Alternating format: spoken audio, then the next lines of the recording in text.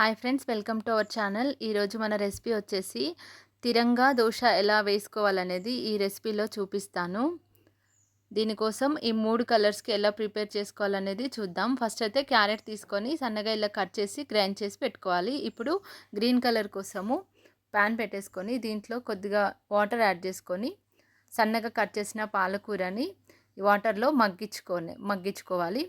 ఇలా పాలకూర మగ్గినాక దీన్ని దించేసుకొని స్టవ్ ఆఫ్ చేసుకొని చల్లార్చుకోవాలి. ఇప్పుడు మనం కట్ చేసుకున్నటువంటి క్యారెట్‌ని గ్రైండ్ చేసేసుకొని దీంట్లోకి మన దోస పిండిని కలిపి ఇలా దోస బ్యాటర్ లాగా కలిపి పక్కన పెట్టుకోవాలి. ఇప్పుడు మనం చల్లార్చుకున్న పాలకూరను కూడా గ్రైండ్ చేసుకోవాలి. ఇలా గ్రైండ్ చేసుకున్న పాలకూరలోకి కూడా మన దోస పిండిని కలుపుకొని ఇలా మనం దోస బ్యాటర్ లాగా ప్రిపేర్ చేసుకొని పక్కన పెట్టుకోవాలి. ఇప్పుడు వైట్ కలర్ కోసము మన దోస పిండిలని దోస వేయడానికి వచ్చేటట్టుగా బ్యాటర్ లాగా చేసుకోవాలి. ఇప్పుడు మనం బ్యాటర్ అయితే ప్రిపేర్ చేసుకున్నాము. ఆరెంజ్ కలర్ కోసము క్యారెట్ వేసాము దోస పిండిలో, అలాగే గ్రీన్ కలర్ కోసము పాలకూర వేసాము.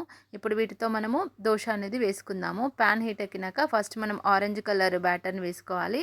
తర్వాత మనము ప్రిపేర్ చేసుకున్న వైట్ కలర్ బ్యాటర్ వేసేసుకోవాలి. దాని తర్వాత గ్రీన్ కలర్ అంటే పాలకూర మిక్స్ చేసి పెట్టుకున్నాం కదా దోస పిండి, అది వేసేసుకోవాలి. సో ఇలా 3 కలర్లు వేసేసుకున్నాక కొద్దిగా ఆయిల్ వేసేసుకొని మనం మంచిగా దోస అనేది మంచిగా కాలేంత వరకు ఉంచుకోవాలి.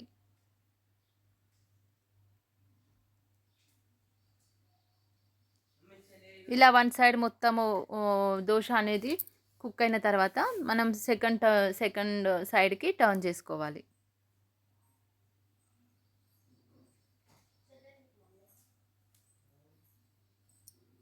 సో ఇలా చాలా కలర్ఫుల్గా మంచిగా మన తిరంగ దోశ అయితే ప్రిపేర్ అయిపోయింది. ఇందులో మనం ఎటువంటి ఫుడ్ కలర్స్ వాడలేదు కాబట్టి చాలా హెల్తీగా పిల్లలకి మంచిగా ఇష్టంగా కలర్ఫుల్గా ఇలా దోశ చేసి పెట్టామంటే చాలా ఇష్టంగా తింటారు. మనము యూజ్ చేస్తుంది ఇందులో ఓన్లీ క్యారెట్, దోశ పిండి ప్లస్ పాలకూర వీటితోటి. సో ఇప్పుడైతే మన క్యారెట్ పాలకూర తోటి దోస పిండితో ఇలా తిరంగా కలర్ అయితే మనము దోశ అయితే ప్రిపేర్ చేసుకుంటున్నాం. ఇది టేస్ట్ కూడా చాలా బాగుంటుంది, హెల్త్కి కూడా మంచిది. Thank you for watching.